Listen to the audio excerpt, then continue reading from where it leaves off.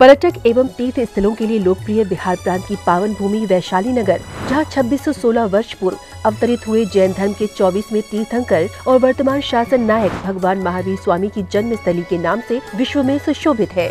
इस तीर्थ पर अनेक प्राचीन जैन मंदिर स्थित है, जिस कारण ये तीर्थ संपूर्ण जैन समाज की आस्था का प्रमुख केंद्र माना जाता है। क्षेत्र पर यात्रियों के लिए भोजन एवं आवास की समुचित व्यवस्थाएं हैं। तीर्थ क्षेत्र के दर्शन कर अपने जीवन को सार्थक करें। बिहार के पटना से वैशाली की दूरी महज 70 किलोमीटर है, जहां बड़ी ही आसानी के साथ देश के कोने कोने से भक्त पहुंचकर प्रभु दर्शन का लाभ प्राप्त करते हैं। आप भी ऐसे अति प्राचीन तीर्थ का दर्शन वंदन कर स्वयं को धन्य करें।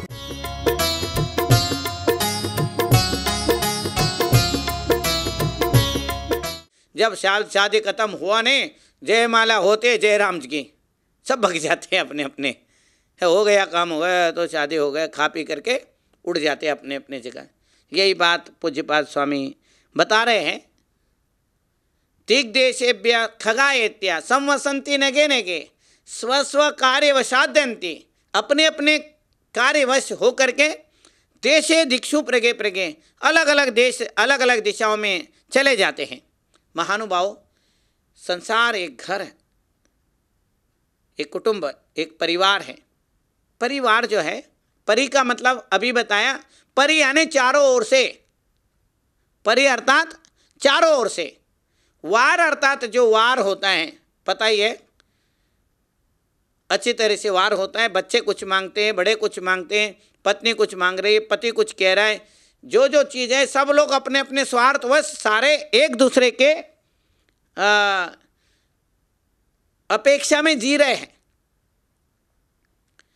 सब कुछ न कुछ एक्सपेक्ट कर रहे हैं, एक्सेप्ट नहीं कर रहा है कोई, एक्सपेक्ट कर रहा है, चाहिए, अपेक्षा रख रहा है। उस एक्सपेक्टेशन से आने वाले जो प्रॉब्लम है, सोच है, उस सोच के वजह से दुखी हो रहा है कि बच्चा मेरा ये करेगा।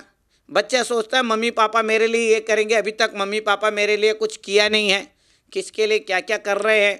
ये इसी चक्कर में सारे झगड़ा टंटा शुरू हो जाता है।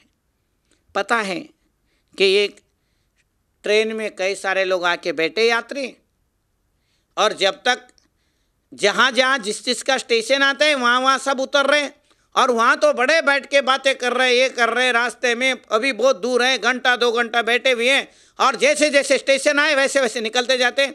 बाबा आया चला गया, अपना है, बुढ़े हो गए चले गए, और कोई बीच में जवानी में चला गया पागल, एक बच्चा कूद गया, वो बचपन में चला गया, पता नहीं कहाँ स्टेशन किसका आता है, कैसे आता है। ये सब अपने अपने कर्मों के उदय से आते हैं, और आते हैं तो जाते भी हैं, आया है तो जाएगा, जन्म है तो मृत्यु है।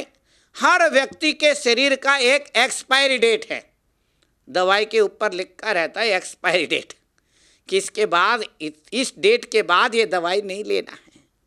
ऐसे ही हर व्यक्ति के ऊपर लिखा हुआ है उसका एक्सपायरी डेट। शरीर रोज मर रहा है, और वह जीव जो है हर समय जीता है, जीता था, जी रहा है और जिएगा, वो जीव है। बचपन में भी था, जवानी में भी है, बुढ़ापे में भी है। और बचपन में आया कहाँ से? कहीं ना कहीं बुढ़ा मर गया तभी तो यहाँ आया, बच्चा हो गया। यहाँ बुढ़ा मरेगा, दूसरे जगह बच्चा बन जाएगा।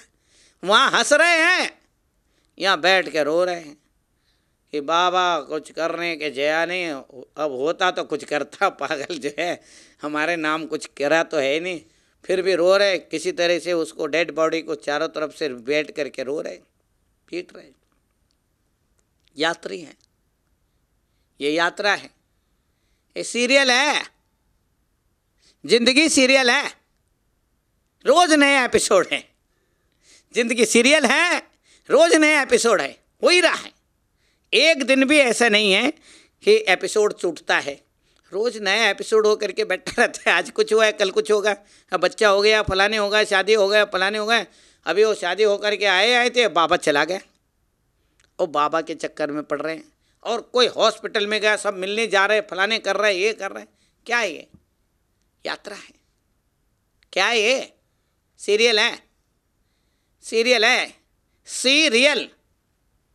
रियलिटी को देखो, ये जीने मरने के बीच में कौन है? ये स्वयं है, ये अंतरात्मा है, ये आत्मा है। और ये सारे चीज़ों में, झंझटों में पड़ रहा है, विचार के जंजाल में जो पड़ रहा है, ये कर्मों के जंजाल में जो पड़ रहा है, वो बहिरात्मा है। बहिरात्मा शरीर आदि को अपना समझ रहा, और अंतरात्मा शरीर आदि में रहते हुए भी नहीं रहता है, खाते हुए भी नहीं खा रहा है, सोते हुए भी नहीं सो रहा है, घूमते हुए भी नहीं घूम रहा है, यहाँ खा रहा है, कहीं और जा रहा है, इसलिए डाइजेशन सही नहीं होता है। कितने बार चबाया पता नहीं, टीवी देख रहा है, मोटा हो गया बच्चा, महाराज आशीर्वाद दे दो, ये मोटा हो रहा है। मोटा हो रहा है तो कौन ब्रेक लगा सकता है? टीवी देख करके खाना खाएगा, उसे खाना कितना खाया पता ही नहीं, और मम्मी ला के दे रहे, खट्ट मुंह में डाला और देख रहा, खट्ट मुंह में डाला देख रहा है, और क्रशर चल रहा है तो मोटा हो गया और कहाँ जाएगा है? ये जो पीछे गाथा में बताया, मोहेन समृतम ज्ञानम स्वभावम लभते नहीं, हर समय जागृत रहेगा, प्रतिपल वर्तमान में रहेगा, वर्तमान में जीकर चेतन वर्धमान बन जाओ, देकर मति को सदगति चेतन सन्मति तुम बन जाओ, वीर बनो, अतिवीर बनो, महावीर बनो। महानुभाव, यही आचार्य पूज्यपाद स्वामी कह रहे हैं। ये यात्री हैं, यात्रा है, ये सीरियल हैं, ये रोजाना एपिसोड बदलेगा, आएंगे जाएंगे, ये सारे चीज़ें होंगे। तो ये श्लोक कितने सुंदर तरीके से बता रहे हैं।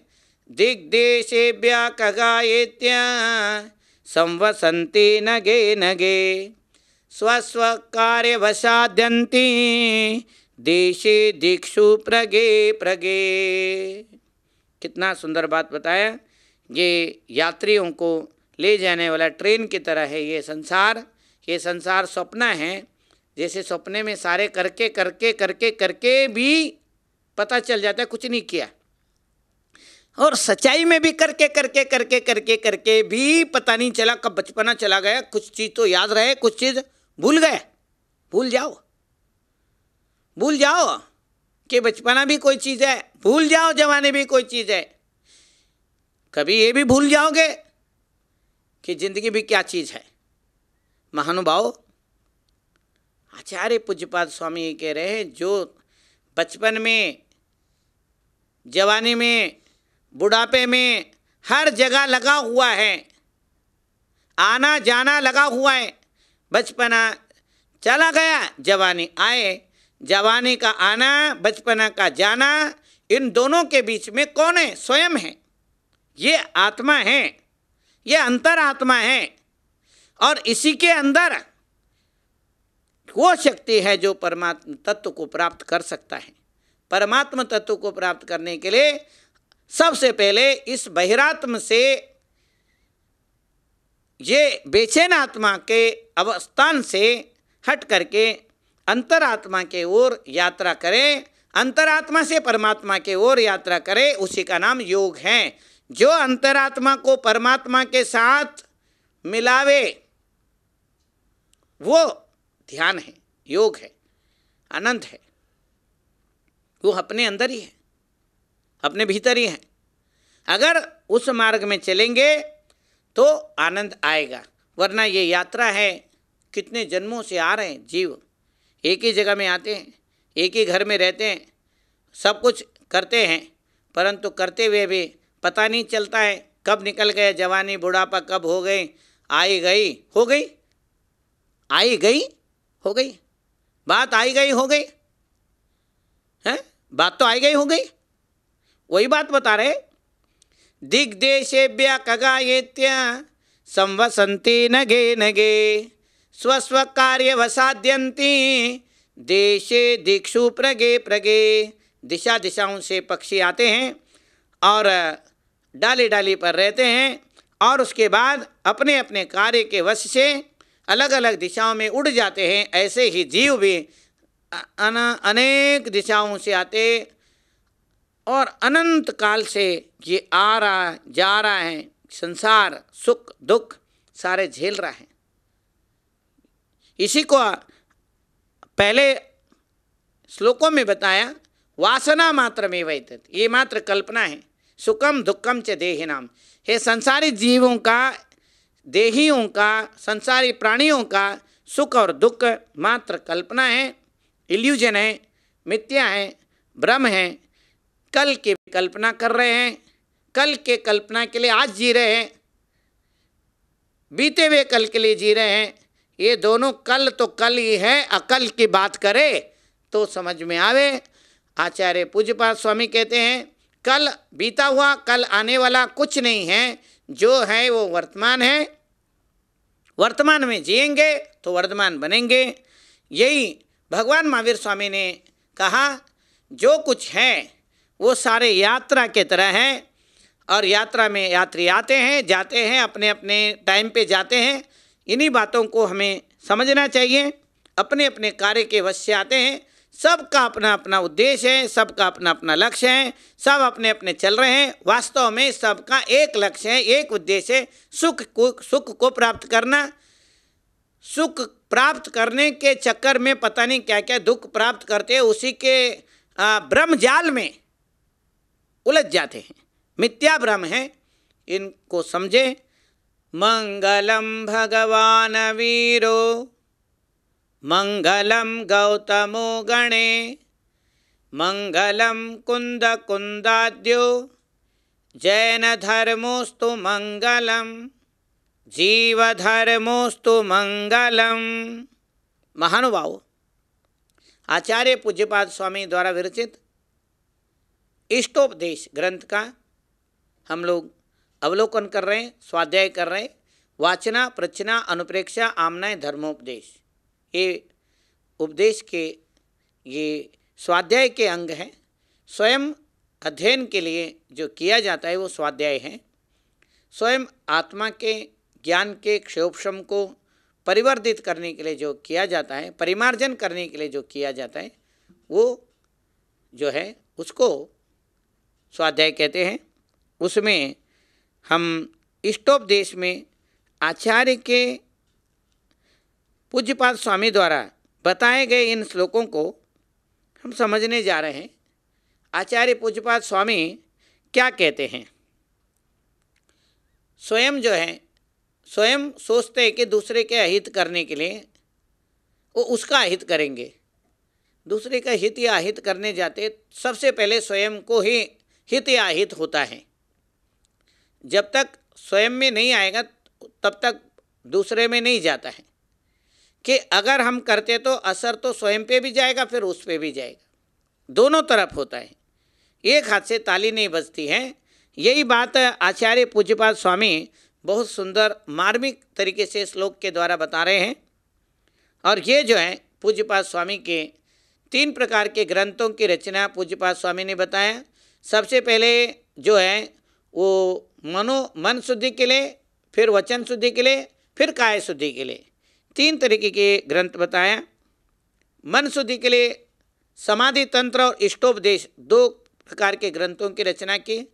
इसमें चेतना के विशुद्धि की बात करी है और मन की विशुद्धि की बात भी इसमें की है। और वचन शुद्धि के लिए जैनेन्द्र व्याकरण और काय शुद्धि के लिए आयुर्वेद, जिसमें वात, पित्त, कफ आदि का वर्णन किए गए हैं। और अब आचार्य पूज्यपाद स्वामी 10वें श्लोक में इष्टोपदेश में क्या बता रहे हैं ये देखते हैं। विराधका कथम हंत्रे जनाया परिकुप्यति त्र्यंगुलम पातयन पद्भ्याम स्वयं दंडेन पात्यते। कितने सुंदर बात बता रहे। विराधका, विराधका यानी दूसरे को कष्ट देने वाला, विराधना करने वाला, जीवों की हिंसा करने वाला विराधका। कथम हंत्रे, कैसे पिटता है।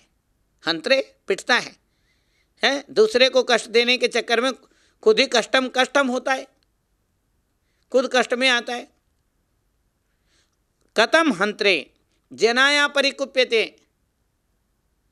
स्वयं करके दूसरे के ऊपर गुस्सा करता है। स्वयं करता है दूसरे के ऊपर गुस्सा करता है। ये जैसे त्र्यंगुलम पातयन पद्भ्याम स्वयं दंडेन पात्यते, ये फावड़ा होता है जिसके तीन कांटे होते हैं, जो कंकड़ वगैरह उठाने के लिए होता है, या घास वगैरह उठाने के लिए, या गन्ने के ऊपर के छिलका जो कोई बोलते हैं, खोई को उठाने के लिए होता है, जो बारीक कोई होती है उसको उठाने के लिए होता है। तो वो जो है उसको त्रिएंगुल बोलते हैं, 3 अंगुल वाला होता है। त्रिएंगुल जो है वो एक फावड़ा है एक तरीके से, उसके बारे में यहाँ पर बताया है। उस फावड़े पे पैर मारता है गुस्से में, तो उसका जो डंडा होता है, फावड़े में जो डंडा होता है खींचने के लिए, वो डंडा आकर के घुटने पे लगता है बहुत ज़ोर से। गुस्से में फावड़े पे मारा, वो डंडा आकर के गुस्से में पैर में लग गया। मतलब गुस्से में किसी को दिखाने के लिए ज़ोर से मारा, दीवार पे हाथ लगा। कई बार गुस्से में लोग सिर मारते दीवार पे। वो पत्नी के ऊपर गुस्सा आया, सिर उस पर मार रहे, क्योंकि उस पर कुछ मार नहीं सकते, पता है वो मायके वाले भी बैठे हुए हैं, डर के मारे जो है। गुस्सा भी आ रहा है, गुस्सा भी उतार रहे, बर्तन पे उतार देते, कोई बर्तन भी बेचारा मुंह बना लेता है, क्या करेगा, हैं? किवाड़ भी तोड़ देते हैं, किसी का कुछ कर देते हैं, पर कष्ट तो स्वयं को हो रहा है। बच्चे गिर जाता है तो उसको सिखाते हैं हप कर, पागल है, हप कर, वहाँ पर वो भी हप करके आता है, पागल है, हाँ मार दिया, अब तो हप कर देना, हप उसके मारता है वो जहाँ पर गिरा है। तो ये सब क्या है, बेवकूफ़ी है। हप करो, तुम भी हप करते रहो, सारा ज़िंदगी भर हप्पे हप्पे करते रहो, चले जाओगे, क्या करेंगे, हाँ? कितना सुंदर बात बता रहे। विराधका कथम हंत्रे जनाया परिकुप्यते, त्र्यंगुलम पातयन पद्भ्याम स्वयं दंडे न पात्यते। करे कोई और बरे कोई। आदमी जो बचपन में करता है, जवानी में बुढ़ापे में भुगतता है। बच्चा किया, बुढ़ा भुगत रहा है वही जब बच्चा था, बचपन में कोई ऐसे पेड़ पे चढ़ा है, कहीं पतंग उड़ाने गया था, गिर गया, बचपना में जेल लिया, जवानी में भी गरम खून था, जेल लिया, और बुढ़ापे में भुगत रहा है। लोग पूछते सारे दुख जो है बुढ़ापे में क्यों आते हैं? अरे भाई, सारे दुख बुढ़ापे में नहीं आते हैं, बुढ़ापे में झेलने की कैपेसिटी कम हो जाती है। दुख तो हर बार आते हैं। ठंडी बहुत लगती है बुढ़ापे में, क्या चीज़ है, हैं? ठंडी नहीं लगती बुढ़ापे में जवानी में भी ठंडी लगती है, परंतु वो खून गर्म रहता है तो झेल लेता है। और बचपन में तो पता ही नहीं चलता है। बच्चे और जवानी को ठंड कुछ करती नहीं है, बुढ़े को छोड़ती नहीं है।